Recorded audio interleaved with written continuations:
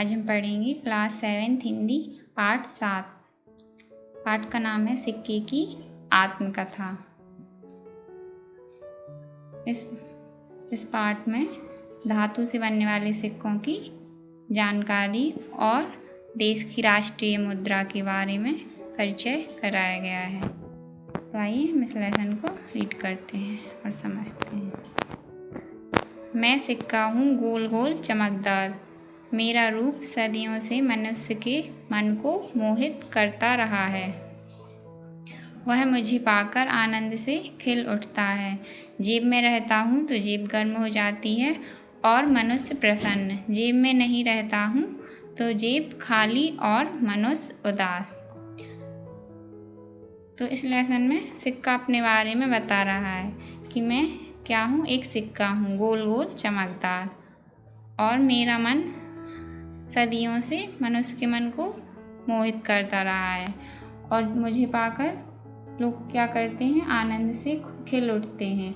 और जेब में रहता हूँ तो जेब गर्म हो जाती है और मनुष्य प्रसन्न। और जेब में नहीं रहता हूँ तो जेब खाली हो जाती है और मनुष्य उदास। आगे है, मेरे इस मनमोहक रूप के पीछे एक लंबी कहानी है। मेरा रूप पहले ऐसा नहीं था जैसा तुम अभी देख रहे हो। क्या तुम मेरी कहानी सुनना चाहोगे? सिक्का मतलब बताता है कि मेरी लंबी कहानी है, मेरा रूप पहले ऐसा नहीं था जैसा कि अभी है। तो इस लेसन में आगे सिक्के की परिवर्तन की कहानी है।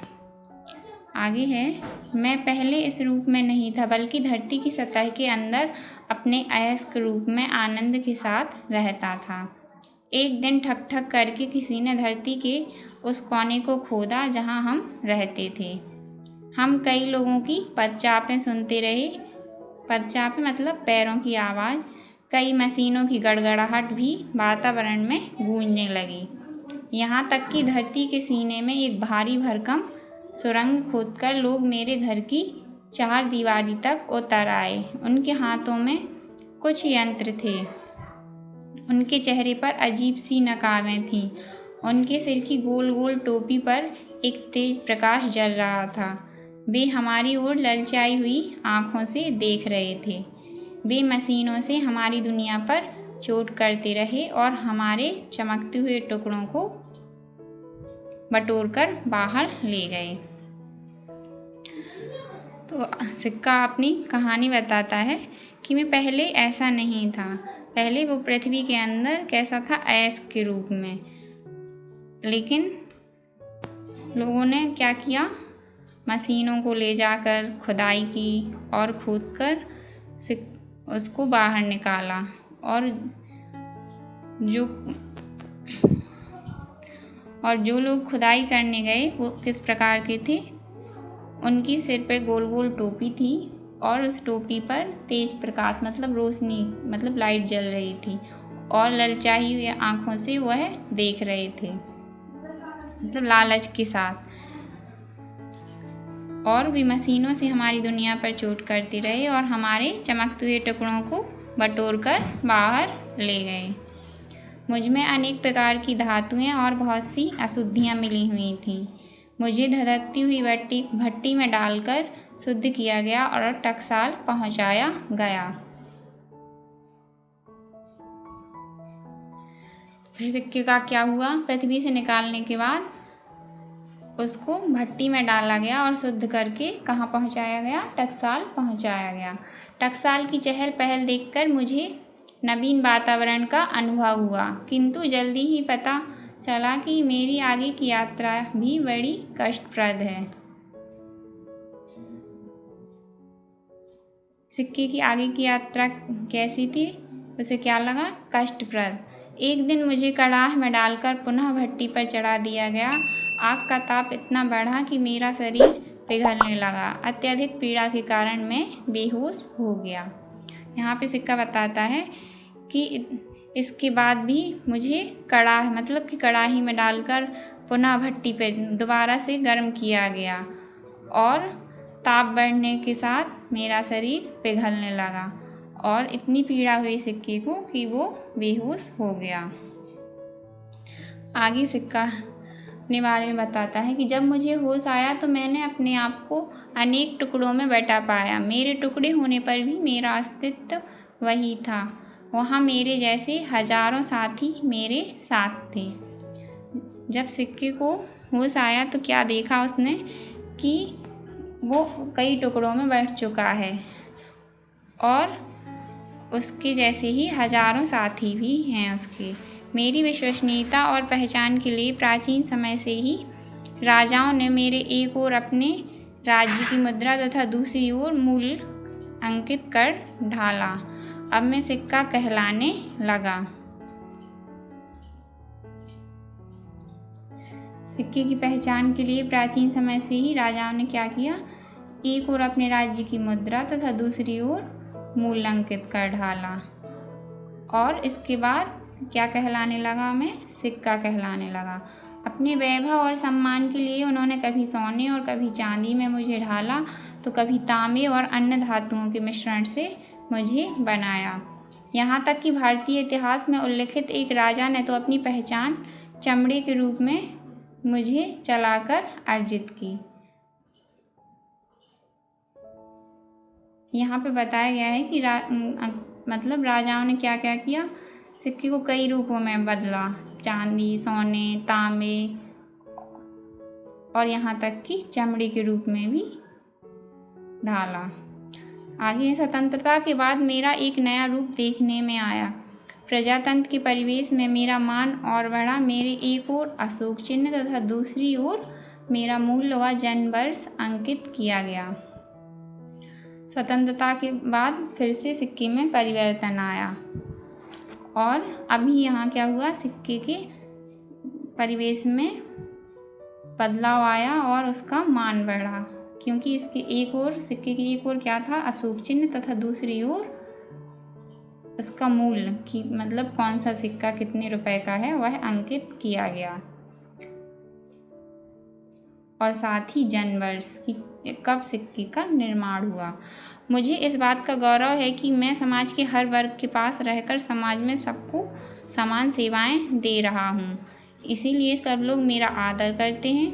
यदि मैं व्यक्ति की असावधानी से या फटी जेब से गिरा भी तो किसी की नज़र पड़ते ही उसने मुझे हाथों हाथ उठा लिया। यहाँ पे सिक्का बताता है कि मुझे इस बात का गौरव है कि मैं समाज के हर वर्ग के पास, मतलब गरीब अमीर कोई भी जाति का हो, सबके पास सबको समान सेवाएं दे रहा हूँ, इसीलिए सब लोग क्या करते हैं, सिक्के का आदर करते हैं। और अगर गलती से किसी की जेब से गिर भी जाता है तो किसी दूसरे की नज़र पड़ते ही वो तुरंत उसको उठा भी लेता है। तो इस बात के लिए सिक्का अपने आप पर गर्व महसूस कर रहा है। आगे है, मैं जन सेवा के लिए सदैव तत्पर हूँ। लोगों तक पहुँचाने के लिए मुझे अपने कई साथियों के साथ टकसाल से बैंक तक भेजा गया। बैंक से लोग मुझे अपने साथ ले गए। घर पहुँचते ही एक नन्ही सी गुड़िया ने अपने पिताजी से मुझे मांग लिया। सिक्का यहाँ पे बताता है कि मैं सदैव जन सेवा, मतलब सबकी सेवा के लिए, मनुष्यों की सेवा के लिए, जनता की सेवा के लिए तत्पर हूँ। लोगों तक पहुँचाने के लिए मुझे अपने कई साथियों के साथ टकसाल से बैंक तक भेजा गया और बैंक से मुझे अपने साथ घर ले जाया गया और घर पर एक नन्ही सी गुड़िया ने अपने पिताजी से मुझे मांग लिया। गुड़िया ने पेंसिल खरीदने के लिए मुझे दुकानदार को दे दिया। दुकानदार ने चाय का स्वाद लेने के बदले चाय वाले को सौंप दिया। चाय वाले ने सब्जी वाले को और सब्जी वाले ने दूध वाले को। दूध वाले के बच्चे ने मुझे मिट्टी से बनी गुल्लक में डाल दिया। तो यहाँ पे सिक्का बताता है कि मतलब कैसे वो एक जगह से दूसरी जगह पहुँचता गया। जैसे कि आपने देखा होगा, हम कुछ खरीदने के लिए किसी को देते हैं, वो और किसी को देता है, और ऐसे ही जो पैसे होते हैं उनकी जगह बदलती रहती है। यह ना समझना कि मैं गुल्लक में अपने साथियों के साथ कैद हूँ, बल्कि यह तो मेरा विश्राम भवन है। अगर किसी ने सिक्के को गुल्लक में भी डाल दिया तो वह ये नहीं सोचता कि मैं कैद हो गया हूँ, बल्कि वह सोचता है कि यह तो मेरा विश्राम, मतलब मेरे विश्राम भवन, मतलब आराम का घर है। यहाँ मैं अपने साथियों के साथ आराम से हूँ गुल्लक से मैंने जब घर वालों की बातों को सुना तो पता चला कि मुझे गुल्लक में डाला जाना उनकी अल्प बचत है। अल्प बचत मतलब थोड़ी सी बचत कर रहे हैं वो गुल्लक में डाल के। आर्थिक संकट के समय गुल्लक से बाहर निकालकर मेरा सदुपयोग किया जाता है। बच्चे अपनी गुल्लक में जमा धनराशि के स्वयं मालिक बनने का अनुभव कर प्रसन्न रहते हैं। आर्थिक संकट मतलब जब घर में कोई समस्या होती है तो उस समय गुल्लक से पैसे निकालकर उनका क्या किया जाता है, सदुपयोग किया जाता है।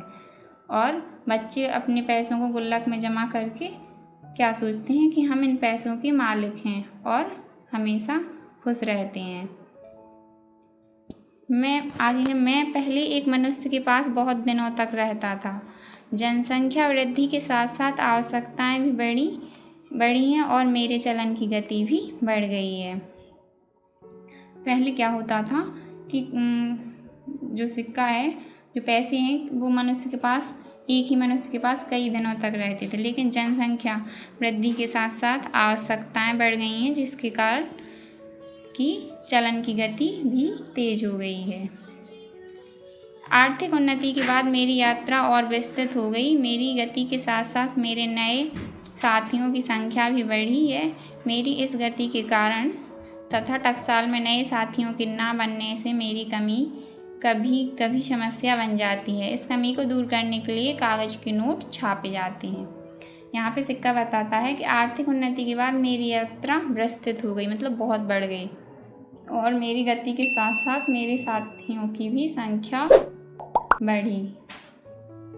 लेकिन इसके निर्माण के साथ सिक्के की में कमी भी आई बनने में, और इस कमी को दूर करने के लिए कभी कभी क्या हुआ,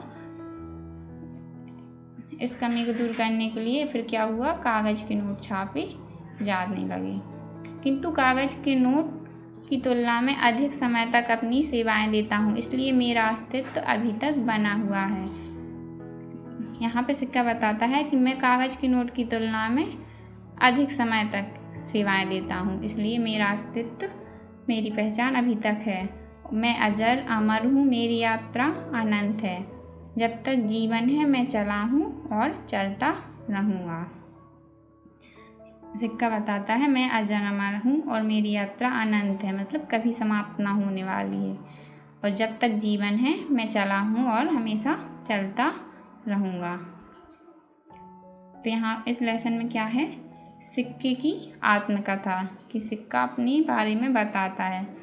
तो आपको इस लेसन को रीड करना है और आपका होमवर्क है पाठ में आए जो वस्तुनिष्ठ प्रश्न हैं इनको पाठ को रीड करके स्वयं पूरा करना है। ओके।